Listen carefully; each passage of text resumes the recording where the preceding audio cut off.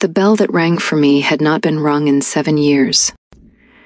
It was the deep iron one that hung above the Alpha King's private wing, the one that called only his most trusted attendants, and I was not one of them. I was the girl who mopped behind the feasts, the girl the other handmaidens moved around like I was a draft slipping under a door, the girl whose tray no one offered to carry and whose name no one troubled to learn. So when the head steward found me in the scullery with my hands in a bowl of cold water and said, "The king has asked for you," I thought I had misheard him. I had not. He was looking at me like I had done something. "Me? Dry your hands. Change your apron. He does not like to wait." I dried my hands on my skirts because I could not feel the towel.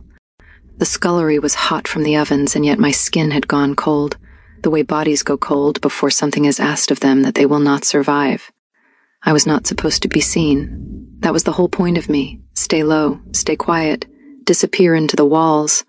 That was the shape my mother had poured me into before she died, and I had held that shape my whole life. I had poured wine into the cups of lords who had never once looked at me. I had passed within a breath of the Alpha King himself in the corridors, and he had walked on as if nothing stood in his path. That was the safe way. Now he had asked for me by name. "Why?" I whispered. The steward shrugged. "He does not explain himself. Go." The corridor to his wing was a long spine of black stone. I had never walked it before. The torches were set too far apart, and the shadows between them were the size of men.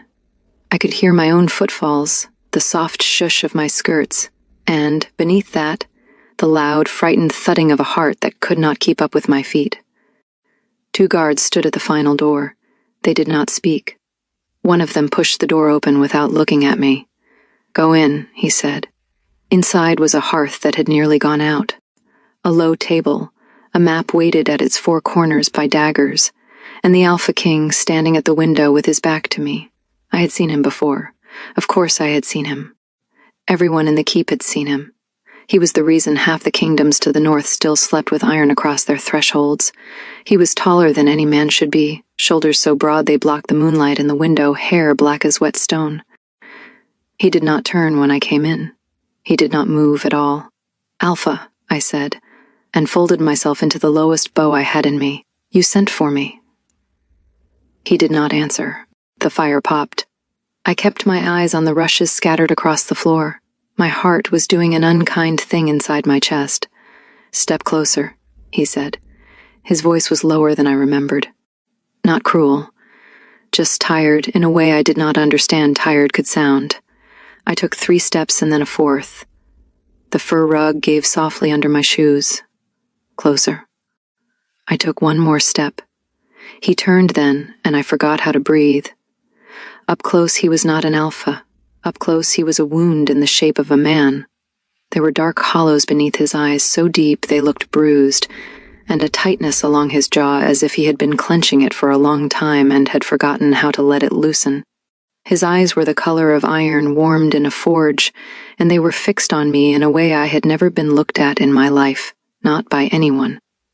He took 1 slow breath, then another. Something in his shoulders dropped. It was a small thing. A stranger would not have seen it. But I had spent my whole life watching the bodies of powerful men so I could stay out of their way, and I saw the moment his shoulders came down out of his ears, the moment the tendon in his throat eased, the moment his hand, which had been half a fist at his side, opened. He looked like a man who had just been allowed to set down something unbearably heavy. "Say something," he said. "Alpha, anything." My mouth dried up. I don't know what you want me to say." A sound came out of him that was almost a laugh. It was not a kind sound. It was the sound of someone who had forgotten what laughing was for. "What is your name?" "Nira. Nira," he repeated, like he was testing whether the word would cut him. It did not. He took another long breath. His eyes closed for a moment, and when they opened, the iron in them had cooled into something else. "You will stay. Stay, Alpha.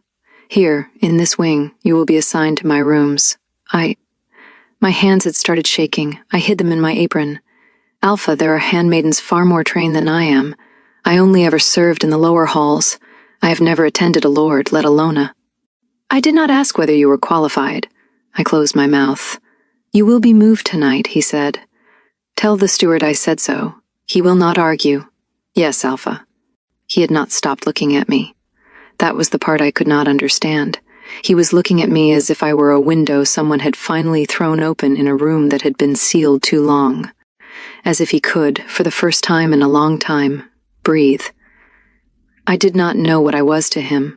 I did not know what had changed in this room when I walked into it. I only knew that my mother had told me, the night before she died, to never ever be seen. And the Alpha King was seeing me. Raiden's POV. Raiden's POV. She had no scent. Not faint. Not hidden beneath soap or fear or the sharp green of the palace herbs. Not the thin, watery scent of someone sick. Nothing. Where she stood, the air was empty in a way I had not known air could be empty. My wolf, who had not been quiet inside my chest in 7 years, went still. He had been screaming since my father's funeral. Screaming through every council, every treaty, every woman I had let near me and then sent away because their scents made his teeth come down. Screaming through the scented petitions of lords who reeked of greed the way other men reeked of sweat. Screaming through the mothers offered to me at the solstice. Screaming under the blood moon when the other alphas had come to watch me take a mate, and I had stood there in my skins and scented nothing I could bear, and walked off the dais and into the woods and torn 3 stags apart before morning. He had been screaming so long I had stopped hearing him as noise. He was just the sound my blood made. He was the thing I carried. Then the girl had stepped into my rooms, and he had gone quiet the way a man goes quiet when a knife is finally pulled out of him. I did not know her. I had seen her somewhere, once. Passing behind a tray, maybe, or kneeling to clean a stain in some corridor I had swept through. She was small. She was pale in the way people go pale when they have spent their lives hiding from the sun. Her hair was a dull brown. Her eyes were the soft color of river stone. There was nothing about her, looking at her the way one looks at a woman, that should have done anything to me, but I could not smell her. Do you know what that is for a wolf? It is not absence. It is not emptiness. It is peace. The kind of peace I had forgotten existed. The kind of peace my mother used to press into my forehead when I was small and frightened, with her hand across my eyes and her thumb on my brow, saying, "Breathe, my son, breathe, my boy, breathe." I breathed. I breathed the way I had not breathed in 7 years. And I looked at the small, frightened girls standing in my rooms, and I knew, the way a starving man knows the sight of bread, that I was not going to let her leave me. I should have. I knew I should have. There were too many reasons something like her should not exist. A wolf without a scent was not a wolf at all. A human without a scent was a thing to be mistrusted, a body that had been tampered with, a seal somewhere under the skin. My father had killed women for less than that when I was a boy. My father would have killed her before I could pull her out from under his knife. The old lords of the inner council, the ones who whispered about bloodlines and purity and the old laws that were older than the kingdom itself, would want to know what she was before they let her breathe near me. I did not care. I looked at her hands, twisting in her apron.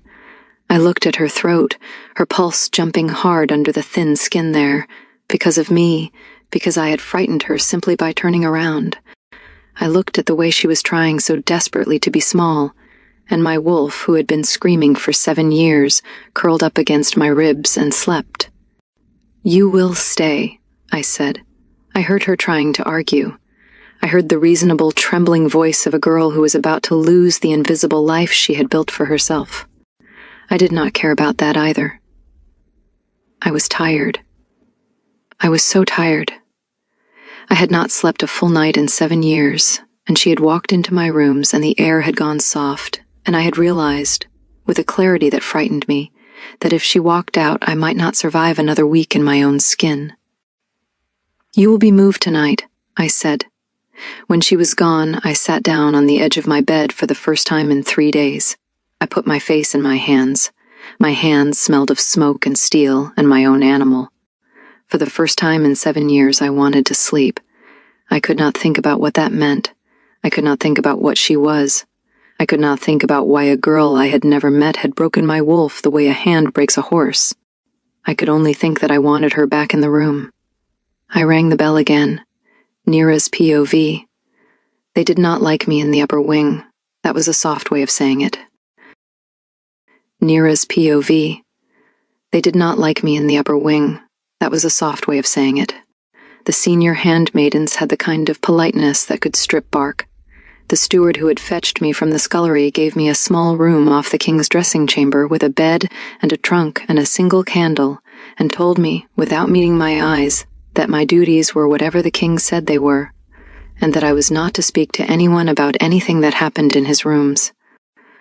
Ever. I nodded. I nodded a great deal that first night. When he rang for me again before dawn, I went. I don't know what I expected. Orders, instructions. Some task that would explain why, of all the trained women in the keep, he had wanted the scullery girl. What I found instead was the king sitting at his writing table with a stack of sealed scrolls in front of him, his hair unbound, a goblet beside his wrist that he had not touched. He did not look up. "Sit," he said. "Alpha? There." He pointed with the quill to the chair on the other side of the hearth. "Sit." I sat. He went back to his scrolls. That was the whole of it. I sat in the chair by the fire with my hands folded in my lap because I did not know what else to do with them, and he wrote. He broke seals and read and occasionally set one aside with a small bitten-down sound in his throat. He did not speak to me. He did not look at me. The dawn came gray through the window and then gold, and still he wrote, and I sat. My eyes burned with the effort of not falling asleep. When the light was full on the floor, he put down the quill. He let out a breath I felt more than heard. "You may go," he said. "Alpha, did you need me to do something? You did it." I did not understand him that morning. I did not understand him the next, or the one after that. He did not ask for tea. He did not ask for reading or music or company of the kind that might be expected. He did not touch me. He did not look at me often, and when he did, it was always quickly, as if he were checking a door was still shut. What he did was ring the bell, and I went, and I sat in the chair by the fire, and he did his work, and then sometimes after a long time, he put his head down on his folded arms on the desk and slept. Once, he came in late from a long council, and stood in the middle of the room with his hands at his sides, as if he had forgotten why he had walked through the door. I was at my chair by the fire. I had been half asleep. I stood. "Alpha, Ryden," I hesitated. "Ryden, do you need, take this off." He lifted one arm a little and let it drop. His doublet, the heavy one with the silver clasps down the front, the one he wore to the council chamber so the old lords would know he outranked them by the weight of his shoulders alone. I can call your valet, Renich." "No. You." I came to him. I had never undressed a man. I did not let him see that I had never undressed a man. I reached for the topmost clasp, and my fingers were clumsy, and I fumbled, and I got it open, and the next, and his breath went slow above me the way an animal's breath goes slow when it is being brushed. "Slower," he murmured. "I'm sorry. No, slower. There is no hurry. That is the thing." I did it slower. I unclasped him the way I would have unbraided a rope. One at a time, one at a time. When I got to the last one, I pushed the doublet back off his shoulders and caught it against my forearms before it could fall, and the weight of it almost brought me to my knees. I had not known his coat was that heavy. I had not known he wore that much metal under the velvet. No wonder his shoulders were always in his ears. "Ryden." I had to say it. "Yes." "How long have you been carrying this?" He did not pretend not to know what I meant. 7 years, he said. I took it to the chest and set it down. I came back. He had not moved. He was in his shirt now, the thin one, and I could see the lines of him, the shape of him, the unfair animal of a man my body had not known how to look at until it had been given permission. I kept my eyes on his throat. "Sit down," I said. He sat. I do not know what came over me. I do not know what gave me leave. I went behind his chair and I took down his hair, which he wore bound at the nape of his neck in a heavy black cord, and I let it fall through my fingers and I worked my hands into it, slow, at the scalp, the way my mother used to do for me when I was little and could not sleep. He made a sound, a low, broken sound low in his chest, the sound a great tired thing makes when the weight comes off its back. I stopped, frightened. "Keep going," he said. His voice was not quite steady. I kept going. I worked his hair out of the knots it had been in for weeks. I worked my fingers against his scalp until his head had tipped back against my stomach. I worked until his jaw had loosened and his shoulders had finally come down. I worked until he had gone so soft against me that if I had moved, he would have fallen. I did not move. I stood there with an alpha's head against my belly for I do not know how long. The fire went low, the candles burned down. His breath went long and even, and I realized he had slipped into sleep sitting, against me, and I could not pull my hands away because I was afraid he would wake up, and the tiredness in my heart was not mine, it was his. It was seeping into me through the bond we did not yet have, and I was going to stand here, I was going to keep standing, here, until morning, if I had to. I stood there until morning. He did not wake, he only breathed. And I stood with my hands in his hair and my heart trying to make room, in my chest, for something it had not been allowed to feel before. Back in my bed before dawn, I put my face into my pillow, and I pressed the heels of my hands against my eyes until I saw stars, because I had understood in the standing what my mother had meant by "do not be wanted," and I had understood it too late. The king had rung the bell, and I had gone, and I had not been the same when I came back. He slept. The whole keep had been whispering about it for years. The king does not sleep. The king has not slept. The king will die on his feet. I had heard it in the corridors my whole life. And here, in the early hours with no one watching, he slept. His breath went deep and slow. His hands, which during the day were fists, opened. His mouth, which I had never seen anything but tight, softened into something I could almost have called boyish if I had been brave enough to keep looking. I did not wake him. I did not move. I hardly breathed. I did not know why he could sleep near me. I was terrified of the answer. My mother's voice came back to me, clearer than it had been in years. She had taken my face in her hands the last night, and she had pressed her forehead against mine, and she had said, "Neera, listen. You must never be wanted. You must never be loved. Do you understand me? The world does not have room for what you are. The world has no soft place for my girl. Be empty, be nothing. Be the shape of a girl and nothing more. Swear to me." I had sworn. I had held that oath so tightly I had forgotten I was holding it. And now the Alpha King rang his bell, and I went, and I sat in a chair by his fire, and he slept. "Neera." His voice had come out of the dark. I startled. He had woken without me noticing. He was watching me from the desk, his cheeks still resting on his arm, his eyes half-lidded the way a great cat's eyes half-lit in the sun. "Alpha? Come here." I stood. My legs had fallen asleep from sitting still so long, and I nearly stumbled. He saw it. Of course he saw it. I came to the desk. Closer. I came closer. He did not sit up. He did not move. He only reached, slow, as if he thought I might flinch, and took the edge of my apron between two fingers. Just the edge. Just the fabric. He closed his eyes. "Tell me your mother's name," he said. My stomach dropped. "Alira Alpha. Alira." He said it softly. He did not open his eyes. "From where?" "The western villages. She came to the keep when I was small. She died when I was 8. "Of what?" I swallowed. "Fever, Alpha." It was not true. It had never been true. But it was what I had been taught to say, and I had said it for so many years that the lie had worn a groove into my mouth, and I said it now without thinking. He hummed. He did not open his eyes. His fingers did not let go of my apron.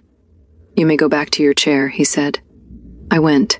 He did not sleep again that dawn. He sat at the desk with his cheek on his arm and his eyes on the fire, and I sat in the chair on the other side of it, and neither of us spoke. I do not know what he was thinking. I do not know what my mother's name had done inside his head.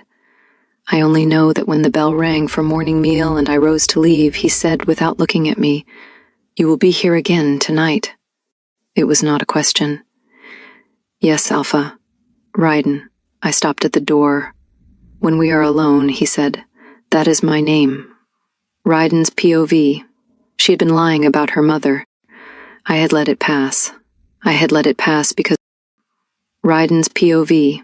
She had been lying about her mother. I had let it pass. I had let it pass because the lie had been small and old, and because her pulse had jumped so hard under the thin skin of her wrist when I touched her apron that I had not wanted to press her any further that night, for fear of what would happen to me if she fainted and had to be carried out of the room by someone else's hands. But I had heard it. Wolves can hear a lie. It is a soft, crooked note under the words. Fever, she had said, and her heart had said no. Something had killed her mother, and it had not been fever. And her mother had been a Western woman, but not with a Western name. Alira was not a Western name. Western names were short and flat and ended in hard sounds. Alira had the cadence of the old coastal orders, the ones that had been burned out of this kingdom before I was born, the ones whose women had worn white and taken no mates and walked the edges of the world doing things other people could not do and would not speak of. I did not tell her I knew. I did not tell her anything. I watched her, instead, the way you watch something wild you do not want to startle. She was small. She was careful. She moved through my rooms as if she had been taught how to take up no space, and she had been taught well. She did not look at my books. She did not look at the window. She did not look at me unless I asked her to. She sat in the chair by the fire with her hands in her lap, and she kept her eyes on the rug. And near her, I was quiet. I had forgotten how much noise there was in my head. In the council chamber without her, the lords stank of what they wanted from me, the ropey, overripe smell of ambition, the sour milk smell of fear dressed up as loyalty, the iron and copper smell of men who were already imagining which of their sons I might adopt as heir. I could hardly stand it. I could hardly hear the words they were saying for the smells that were saying the other thing underneath. I had started sending for her during council.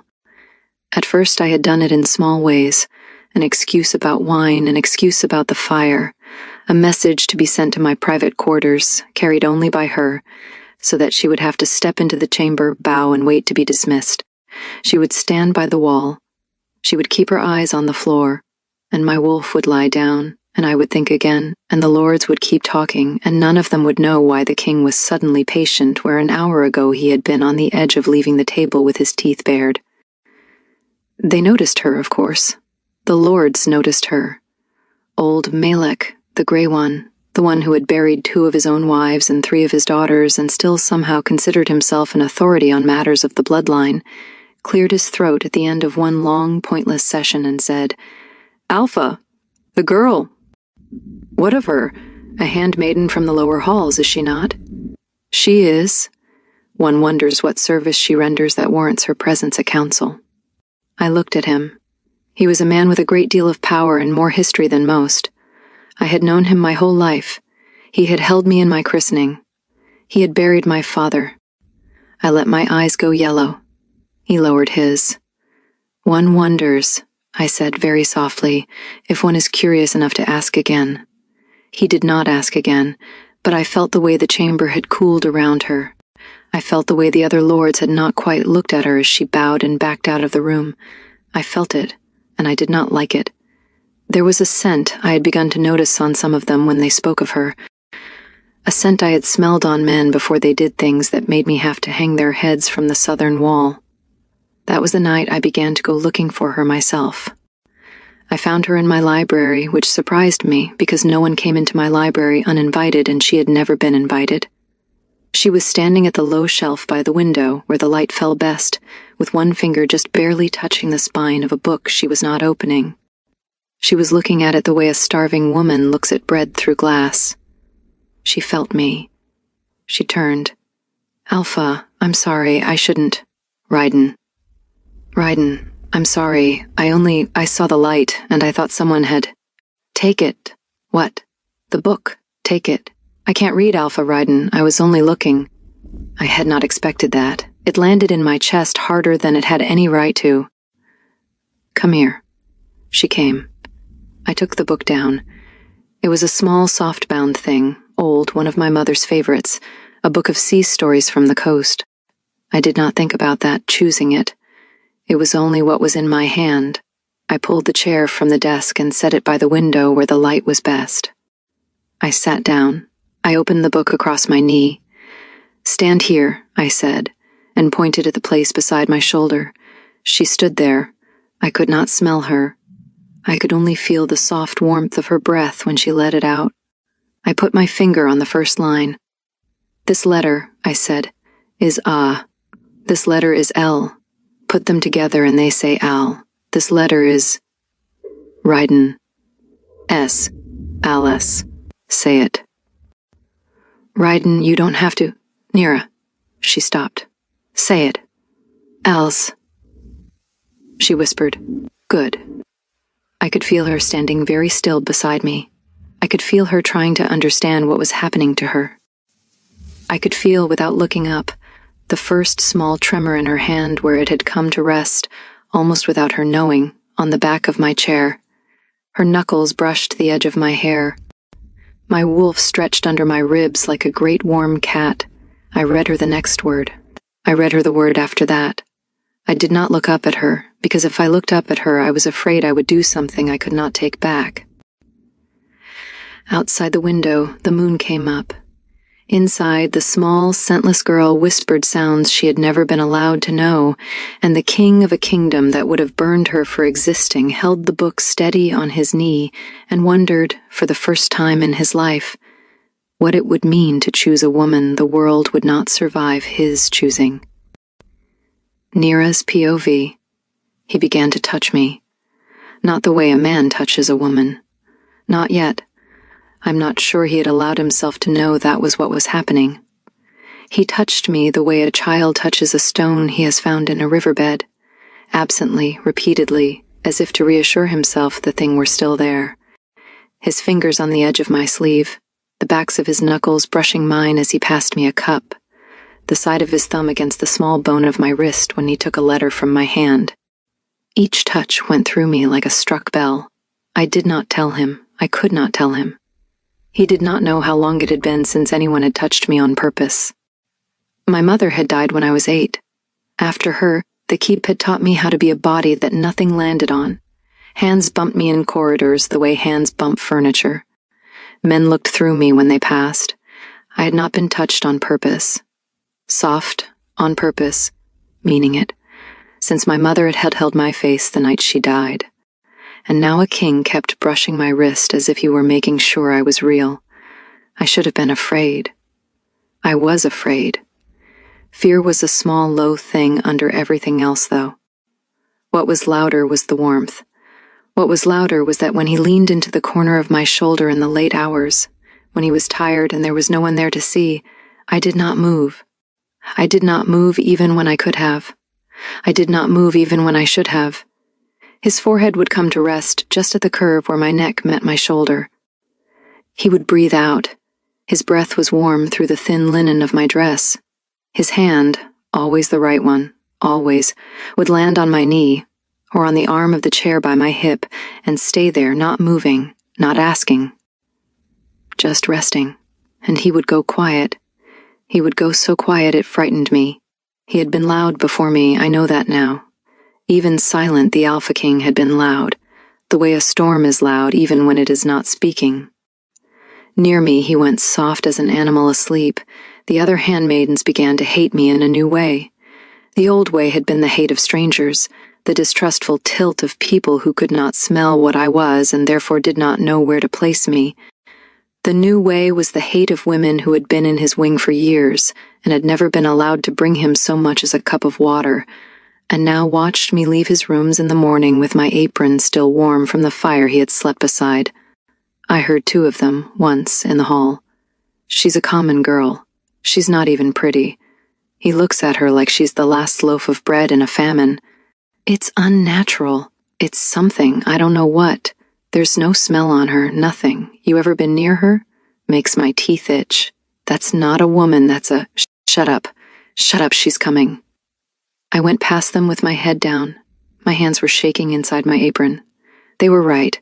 They were right about all of it. I was a common girl. I was not even pretty, and there was nothing on me for a wolf to find. I did not know how to tell him what I was. I did not know what I was. I only knew what my mother had told me, and my mother had told me as little as she could. You are sealed, Nira. You are sealed by the strongest hand I had left. The seal is your skin. It must not crack. If it cracks, they will find you. You must never be wanted enough to crack. That was the night I thought the word wanted in his direction for the first time, and felt the seal creak under my ribs like a frozen lake in sun. He rang the bell. I went. He was standing at the hearth this time, not sitting, not at the desk. He had taken off his doublet and rolled his sleeves to the elbow, and there was a smear of ink on the side of his jaw where he had rubbed it with an inky hand without thinking. He looked younger like that, almost a boy. You're pale, he said. I'm tired, Alpha. Raiden, sit down before you fall down. I sat. He did not. He stayed at the hearth with his arm along the mantel and his back to me for a long moment, as if he were gathering himself against something. Then he let out a breath and turned. He looked at me the way he had looked at me in the library, with the book open across his knee, the way he had looked at me the first night in his rooms, the way he looked at me when I came in with the cup in my hand, and he would not take it from me right away. He would take my wrist instead, and hold it for a heartbeat, and then let it go and lift the cup out of my fingers as if nothing had happened. He crossed the room and went to one knee in front of my chair. Raiden, quiet. He had never gone to a knee before me before. He had not gone to a knee before anyone in my memory. Kings do not kneel. He was going to one knee now, on the rug in front of my chair, the way a man kneels before a fire to coax it back to life, and he was taking my hand out of my lap, and he was turning it over, and he was pressing his cheek to my palm. I could not breathe. His stubble was rough against my skin. His mouth was just under the heel of my hand. He closed his eyes. You smell of nothing, he said. I know. Do you know what that does to me? No. My voice had gone to almost nothing. I don't know anything about wolves, Alpha. Raiden, you are the only quiet place I have ever been. He did not open his eyes. His thumb had started, very slowly, to stroke the inside of my wrist. I did not know a quiet place existed. I did not know I was allowed one. Raiden, I am going to kiss you, he said, still with his eyes closed. Tell me to stop. I did not tell him to stop. He lifted his head from my palm. He was close. His eyes were the warm iron again, and they were on my mouth, and I watched him deciding, for a long, slow second, whether he could bear the weight of what he was about to do. He decided he could. His mouth came down on mine. It was not the kiss I had imagined, in the small and shameful imaginings I had let myself have at night in my bed. It was not a kiss that took. It was a kiss that rested. He settled his mouth against mine, like a man setting his head down at the end of a long, long war. His hand came up and cupped the side of my jaw with a careful, trembling gentleness that hurt to feel. He did not open my mouth. He did not ask for anything. He kissed me once, slowly and again, softer, and a third time, and then he pressed his forehead to mine and breathed out, shaking. Forgive me, he whispered. For what? For what I am going to do to keep you. I should have been afraid of that. I should have been very afraid. What I did instead was turn my face into the warm place at the side of his throat and breathe him in, the smell of him, the only scent I was allowed, because I had none of my own, and feel for the first time in my life full like a cup, full like something that had always been empty suddenly had water in it. And in my chest, where the seal was, something shifted. A long, slow shift, the kind of shift that ice makes before it breaks. I froze. He felt it. Of course he felt it, his face against my throat, his wolf under my hands. He went very still. Nira, he said low, what was that? Nothing, I whispered. It was nothing, Raiden, please. Nira, please. He did not press me. He pulled back only enough to look at me. His eyes were full of a question I could not answer. He did not ask it. He only drew me carefully, very carefully, against his chest, and put his hand on the back of my head and held me there like I might fly apart. "Nothing," he said low into my hair. "All right, nothing." But I knew, and I think he knew, that the word was a lie between us now. That night I dreamed. I had not dreamed in years, not properly. My mother's seal had quieted the deep part of me that dreamed the way it had quieted everything else. I had slept the flat, waterless sleep of an empty jar for 18 years, and I had been grateful for it. That night, for the first time, the jar held water. I dreamed I was standing in a field. The grass was taller than I was. The sky was the color of the inside of a shell. There was no sun. There was no wind.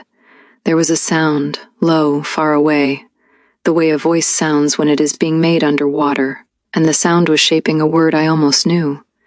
I turned in the grass. I could not find the voice. I could only feel it, the way you feel someone watching you from behind a door you cannot see. "Little shell," the voice said. I had never heard the voice. I knew the voice. I knew it the way a body knows the shape of its own bones. Little shell. Little shell with a man inside it now. "Do you think he will keep? Do you think he will hold? Do you think he will be enough?" I could not answer. My mouth did not work. "We will see," the voice said, very quietly. "We will see what he is made of. We will see what you are made of. We will see together, little shell.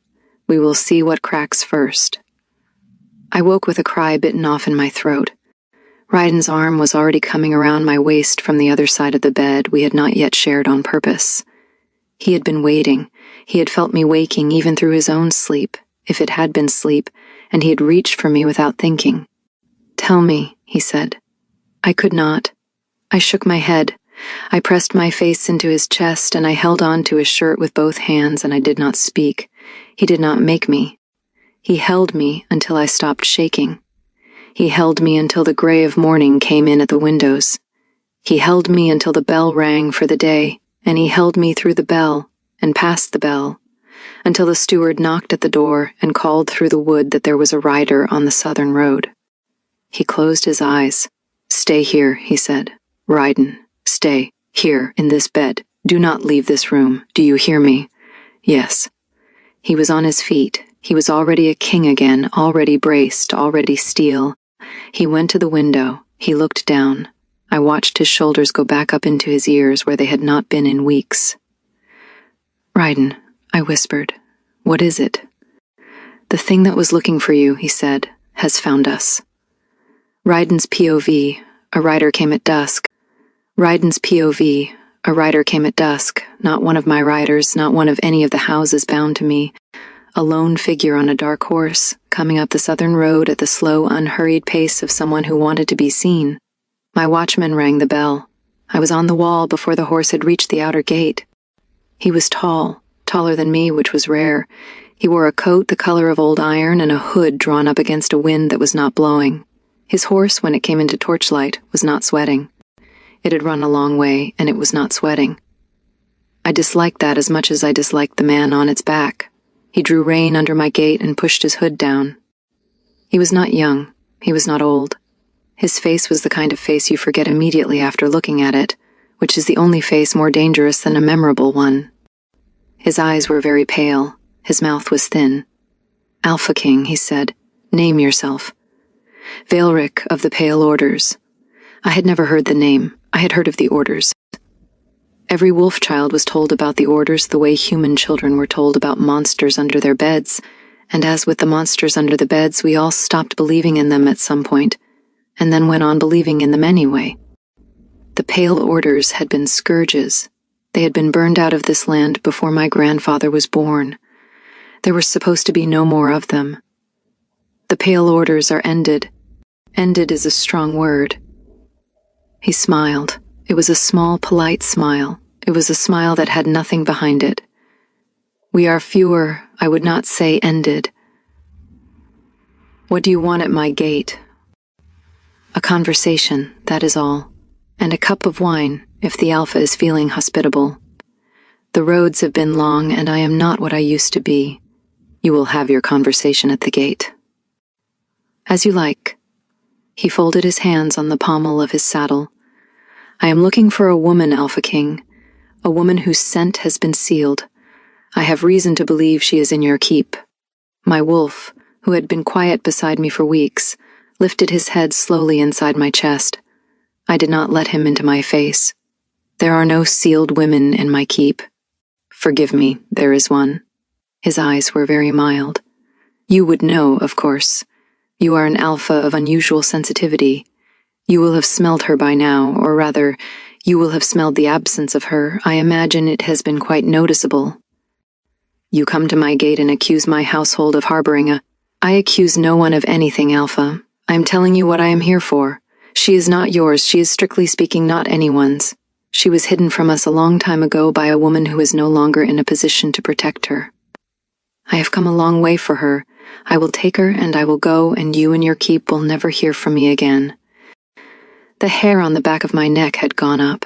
It had gone up the way it went up before a killing. Leave my gate. You do not understand what she is, Alpha King. Leave my gate. Let me be clearer. He leaned forward on his saddle. His pale eyes caught the torchlight and shone in a way that eyes should not shine. She is not a woman. She has the shape of a woman. She has been given the habits of a woman. Her mother was very gifted, and my compliments to her bones wherever they lie. But the thing inside the shape, the thing you have been holding at night like a lucky stone, is older than you, and older than your father, and older than the wolves themselves. Keep her, and she will not stay a woman. She cannot. The seal is already cracking. I can smell it from here. You smell nothing at my gate. I smell the edges of it. That is how I found her. A perfect seal is the loudest silence in the world for those of us trained to hear it. He tilted his head like a bird listening. A cracking seal is louder still. She has been, let me guess, letting herself be touched, letting herself be looked at, letting herself be wanted. Her mother told her not to. Her mother was, as I said, very gifted. She understood what she had done to her own child. You, forgive me, are unraveling her mother's work with every hour you keep her by your fire. I did not answer him. I can end it quickly, he said. That is the thing Alpha will not want to hear. I am not here to hurt her. I am here to take her and finish what her mother interrupted. It will not be painful for her. I am very good at my work. When it is done, the thing inside her will have its proper body and its proper voice, and the girl you have grown fond of, will have been the doorway it came through. That is what she was made for. That is what she is. You have been holding a door and calling it a woman. I could smell it too. I had not wanted to admit it. I had not wanted to admit it even to myself that some nights when she leaned into my shoulder, the air near her skin went not just empty but cold, the way air goes cold over a deep well.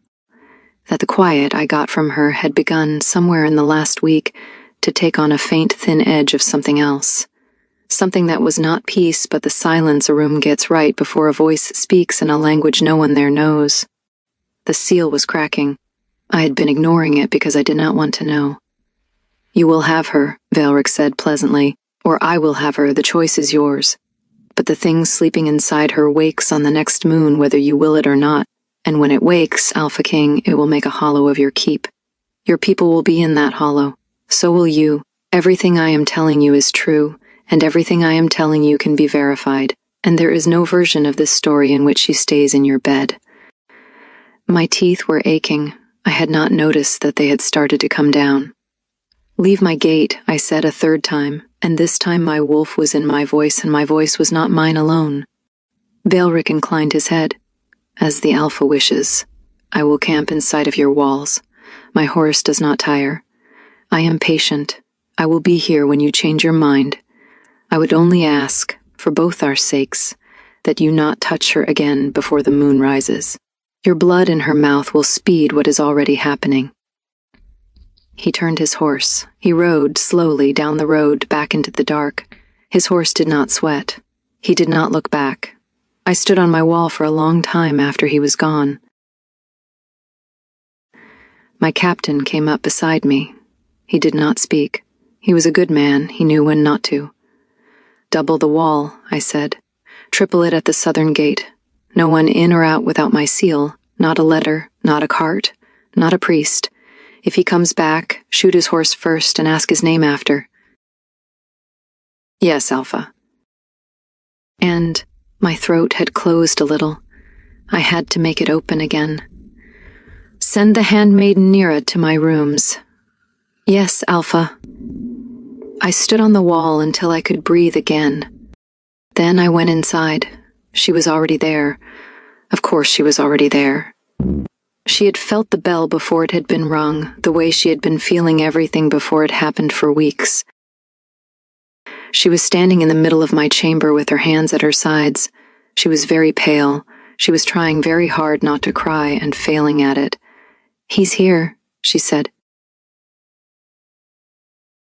Isn't he? Yes, I thought I had more time. I crossed the room. I did not think.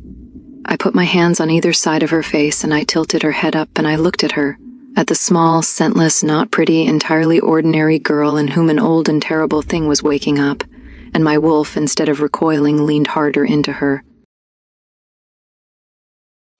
Tell me what you are, I said, low. Tell me now, everything. And she told me. Nira's POV, I had never said it out loud. I had never been allowed to. My mother had made me promise on her last night to take the shape of the words she had given me and live inside them and never, ever stretch them. Fever, Nira. Western Villages, Nira. A common girl, Nira. Nothing special, Nira. Nothing at all. She had pressed the words into me like salt into meat so they would keep. Ryden had his hands on my face. He was waiting. My mother was not a village woman, I said. She was one of the Pale Orders. No, before that. My voice was shaking so hard I could barely hear myself. She was one of the women who served them. Before the orders fell, she ran when they were burning. She ran with me inside her. Go on. There is a thing, Ryden. There is, I don't know what to call it. My mother called it the silence. She said it was older than the wolves, older than scent, older than the first voices. It had no shape, it wanted one. It would put itself into women sometimes if the women were hollow enough, if there was room. It would grow inside them like a second heart, and when the woman was ready, it would come out and take her and walk. His hands were very still on my face. My mother was its next vessel. She was meant to be. Only she ran. She ran from the orders and she ran from the thing they were feeding and she hid me inside her instead. She put the thing into me, into the shape of a child. And then she sealed it. She sealed it with everything she had, which is why I have no scent. Yes, because scent is the first voice, and the thing inside you cannot have a voice. Yes, because if it has a voice, it will speak. Yes. I was crying now. I could not stop. Ryden, I have been so careful. I have been so careful my whole life. I have never been wanted. I have never been looked at. And you, I looked at you. You looked at me. His thumbs were moving on my cheekbones. He was not flinching. He was not pulling his hands back. He was looking at me like he had looked at me in his library, like I was the last loaf of bread in a famine, and I did not understand him. I did not understand how a man could know what was inside me and not let go. The seal is cracking, I said. It cracked when you kissed me. I know. It is going to break, Ryden. It is going to break on the next full moon. The man at the gate, he will take me before that, or he will take me after, and either way I will not be me. There will not be a me. There will be the thing, and it will wear me, and it will. No, Ryden, no. He pulled my forehead to his. He was breathing hard. He was breathing the way men breathe before a fight, and I had never been the thing a man breathed that way for. Listen to me, he said. Listen. The seal your mother put on you, she put it on you alone, with her own blood, with her own hand. That is why it is cracking. She is not here anymore to hold it. A seal like that does not want to be held by a dead woman. It wants to be held by a living one, by living blood. I don't. Mine. I stopped breathing. A mating bond, he said. A true one, blood to blood, my wolf into your blood. It will bind the seal to me. It will hold the thing down. It will not fix what you are. I cannot fix what you are. But it will keep the thing in the dark, and it will keep you in the light, and it will keep the man at the gate from taking you, because you will be mine in a way the old laws will not let him break. Do you understand? Raiden, do you understand, Nira? You don't know what you would be binding yourself to. I know. If the seal breaks later, if it breaks in 10 years, in 20, in 30, you will be bound to whatever comes out of me, and it will not be me, Raiden, and it will not spare you because you love it, and it will not. I know. It will not even know you. I know. He was holding my face so hard now it almost hurt. His eyes were wet. I had not known his eyes could be wet. I had thought of him as iron, as weather, as the things storms hide inside. And here he was, and his eyes were wet, and he was looking at me as if there were not a choice in the world. I have been awake for 7 years, he said. Do you understand what that is, Nira? I have been awake. I have not slept. I have not been still. I have not had a quiet thought. And then you walked into my rooms, and for the first time in 7 years, I was a man again instead of a held scream. I will not give that up. I will not. Not for the thing under your ribs. Not for the man at my gate. Not for the old laws. Not for the moon. Raiden, I choose you. Do you hear me? The seal, the thing, the man, the moon, I choose you. I will hold you. If the thing breaks me, it breaks me. I would rather be broken by you than whole by anyone else. I was sobbing. I could not help it. I had been holding so much for so long, and he was cutting it open with every word. You don't know me, I whispered. I know you enough. Raiden, you don't know. Nira. He put his mouth against my forehead. I know you enough. There was nothing left to argue with. I could have argued with a king. I could have argued with a law.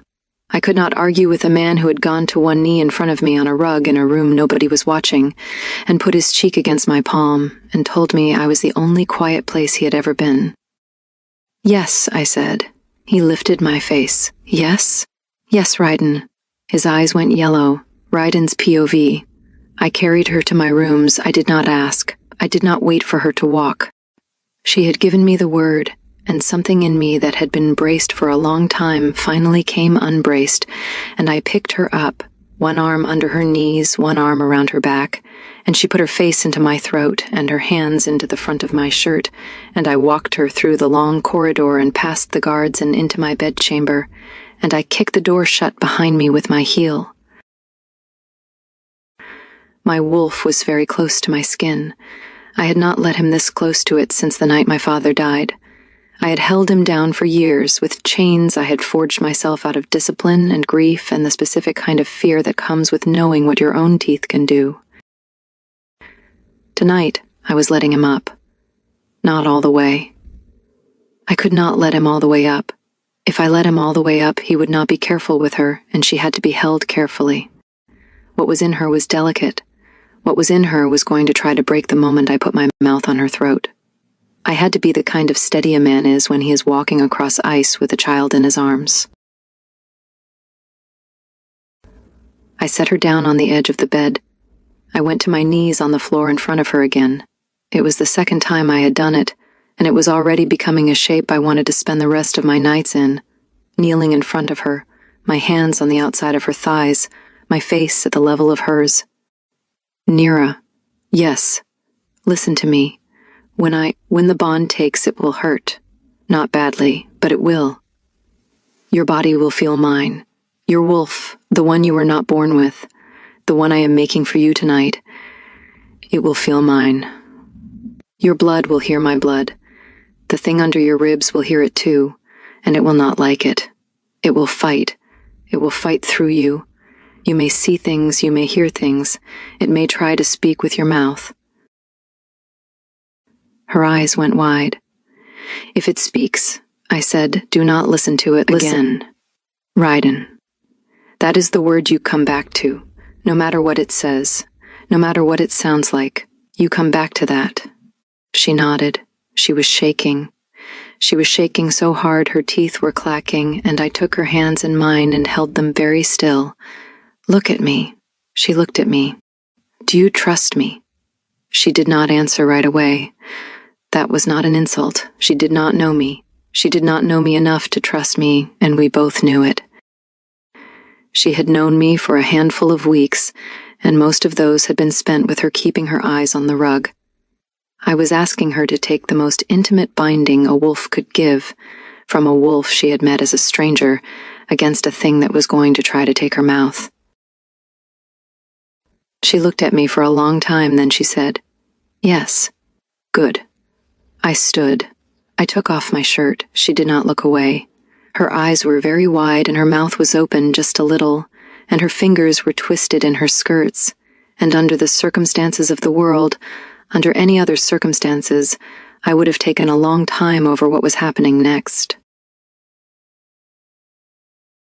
I would have been slow. I would have undressed her the way a man undresses a woman he wants to remember having undressed. I would have kissed her in every place a mouth can be kissed and then some, and I would have made her make the small sounds she was not yet making, and I would have learned her the way I had learned my wolf, slowly, over many nights. I did not have many nights. I had until the moon cleared the eastern tower. I came back to her. I went to my knees again. I put one hand at the small of her back and the other at the nape of her neck. Bend, I said. Tilt your head, this way. She did. Her hair fell forward over my arm.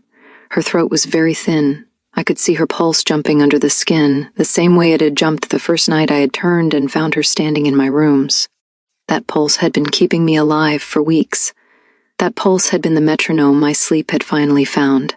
I had kissed that pulse once, with my mouth closed, in the library, when she had dozed for a moment against my shoulder and I had bent my face into her hair. Now I was going to open my mouth over it. Raiden. Her voice was very small. Yes, I'm frightened. I know. Tell me something. Anything. Tell me what you want afterwards. I had not expected the question. It landed in my chest and something there, something I had not known was still working, lifted. You in my bed, I said. In the morning, tomorrow morning, and every morning after, breathing. That is all I want. You in my bed tomorrow morning, breathing. Her eyes filled. All right, she whispered. All right. Raiden, yes. Do it now before I can't. I did it. My teeth came down. I was careful. I was so careful. I found the place where her pulse was loudest, the soft hollow just under the angle of her jaw, and I set my mouth against it, and I bit. She made a sound. It was not a scream. It was a small, surprised sound, the sound someone makes when they have been holding a breath for a very long time and have finally had to let it out. Her hands came up and fisted in my hair. She did not pull me off. She pulled me in. My blood met hers. I had been told when I was a boy what the mating bond was. I had been told by my father who had taken one, and by my mother who had been on the other end of it, and by every old wolf in the keep who had an opinion on the matter. None of them had prepared me for it. None of them had told me that there is a moment, in the taking of a bond, in which a man's wolf goes out of his own body and into another's, and for a stretched heartbeat he is standing on the shore of his own life watching his soul walk into a woman's chest. It was terrifying. It was the most right thing I had ever done. I felt her. I felt her blood take mine. I felt her ribs become a room my wolf knew how to walk in. I felt the small warm flicker that was the start of her own wolf, mine because I had given her one, because she had been born without, kindle, confused, like a candle in a room it had never been in. And then I felt the thing. The thing was not warm, the thing was not a candle, the thing was a weight at the bottom of a deep water, and it lifted its head, and I felt it lift, and I felt it see me, and I felt it snarl inside her ribs without a mouth. Her hand tightened in my hair. She made a different sound. Raiden. Her voice was hers, just barely. I'm here. It's It's talking. Don't listen. Nira, my name, give me my name. Raiden, again. Raiden. The voice that came out of her then was not hers. I had prepared for it. I had known it was coming. I had still not truly prepared for it. It was old. That was what I was not ready for. It was old. It was older than language. The word it made with her mouth was not a word I knew, but I knew what it meant, the way you know what a grave means without anyone having to say. It meant, let me out, let me up, let me finish. I bit harder. I drove my wolf harder into her. I gave her more of me than I had meant to give.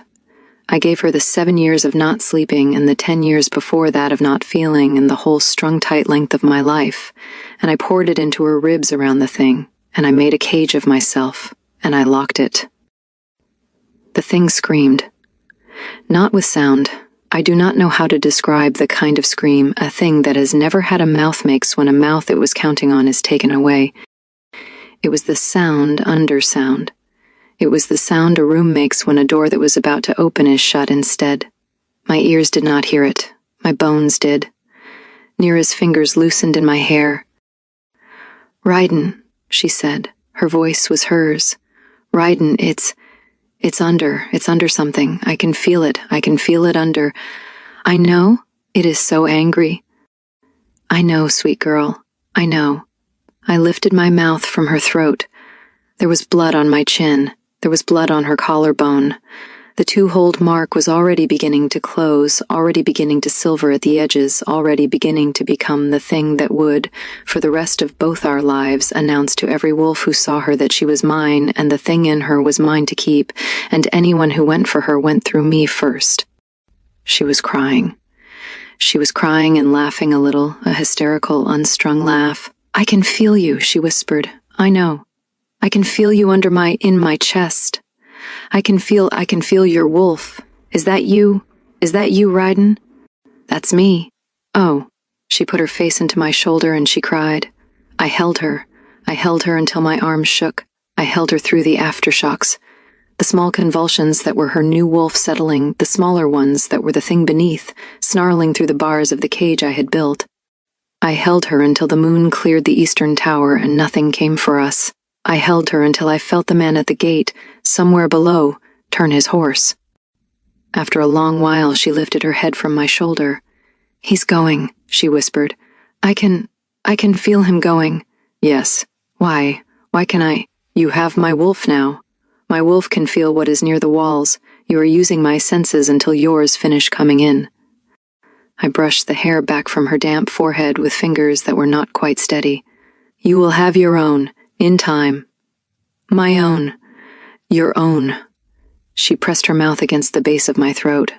Not a kiss, just her mouth, resting. She was shaking so finely I could barely see it. I could only feel it under my hands. I have a scent, she said suddenly. Raiden, I know. I can smell me. I know. I know what you smell like. What? She looked up. Her eyes were wet and astonished. What do I smell like? I had to breathe for a second before I could trust my voice. Rain on warm stone, I said, and the inside of an old bell, and something I do not have a word for yet, something that is still arriving. She put her face back into my throat and made a small, broken sound, and I understood belatedly that no one in her life had told her what she smelled like because no one in her life had been able to smell her. It was the first description of her own body she had ever been given.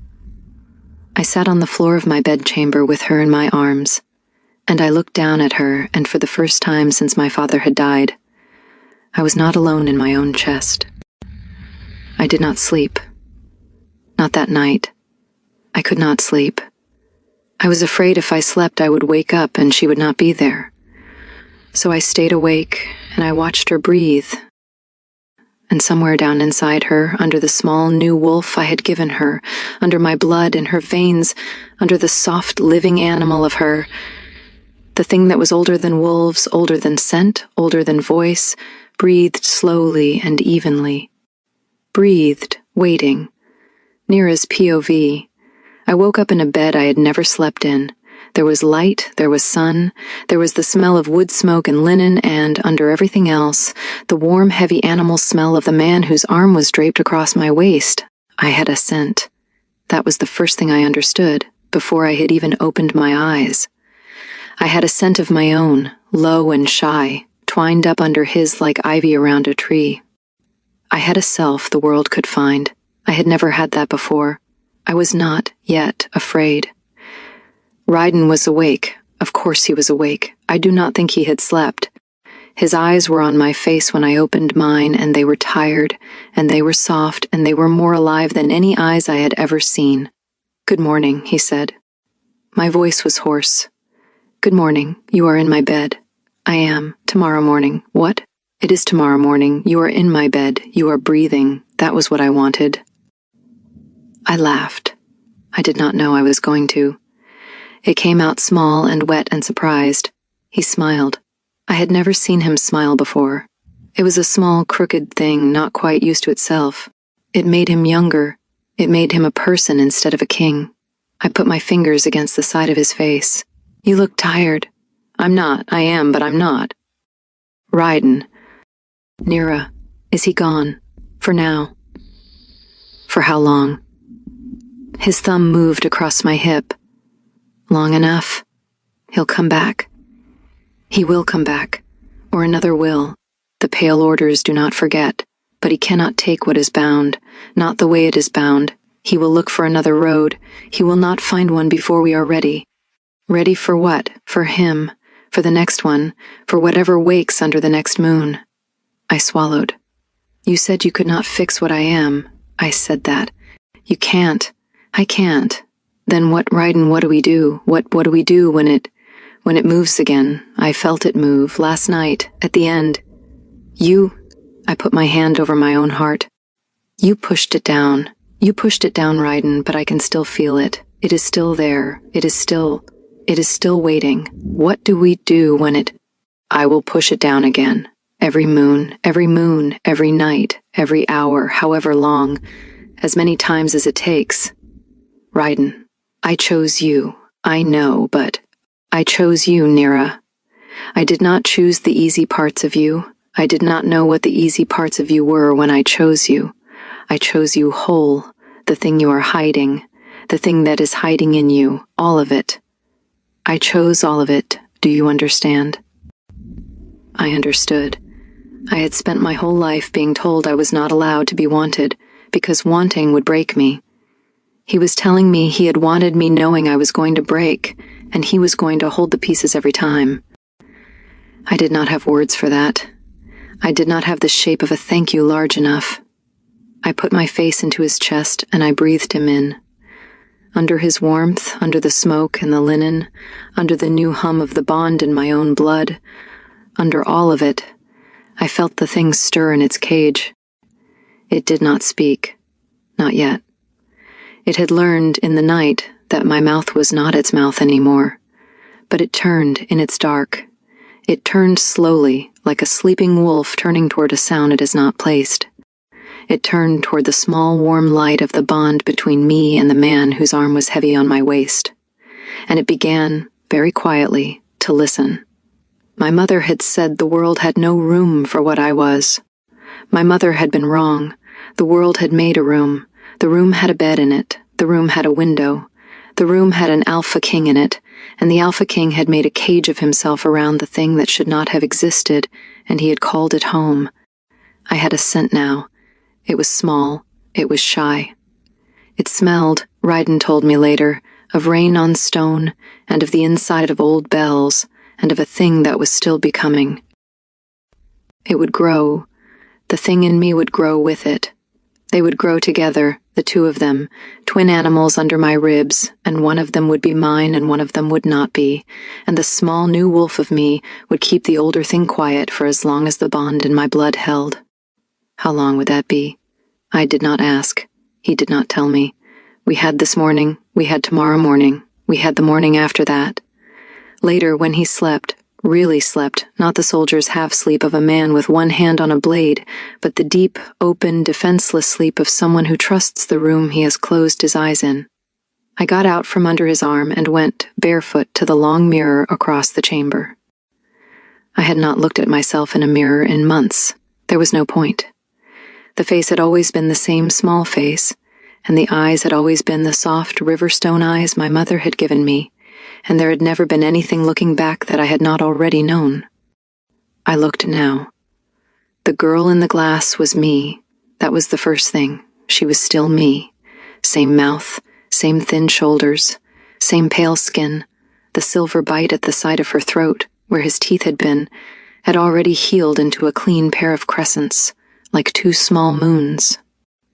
It was the eyes. The eyes were still the soft river stone of the girl I had been. But if I stood very still, and if the light caught them right, the way the dawn was catching them slanting in through his eastern window, there was another color underneath, a color there was no name for, a color that was not in the world. It moved, slow, behind my iris, the way a shape moves under the surface of deep water. It saw me looking. It did not look away. I put my fingertips against the glass. The thing in the mirror put its fingertips against the glass on the other side, the way a reflection does, and then, just for a heartbeat, just for long enough that I would wonder for the rest of my life if I had imagined it, it smiled with a mouth that was not quite mine. Behind me, in the bed, Ryden murmured my name in his sleep. I turned from the mirror. I went back to him. I put my face against the skin over his heart, where it was warmest, where the bond beat loudest, where the small new wolf he had given me could curl up against the side of his. I closed my eyes. Under my ribs, the older thing turned in its cage. It did not speak. Not this morning. It had time. I put my mouth against the silvered mark at my throat where his teeth had been, and I said his name softly to myself to practice. Ryden. His arm tightened around my waist. Under my ribs, something old and patient lifted its head, and listened and, for now, only for now, lay back down.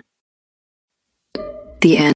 If you like this story or if this story stayed with you even a little, take a second to like, subscribe, and tell me what part hit you the most in the comments. I'm here reading, replying, and building these stories with you, so your voice actually shapes what comes next.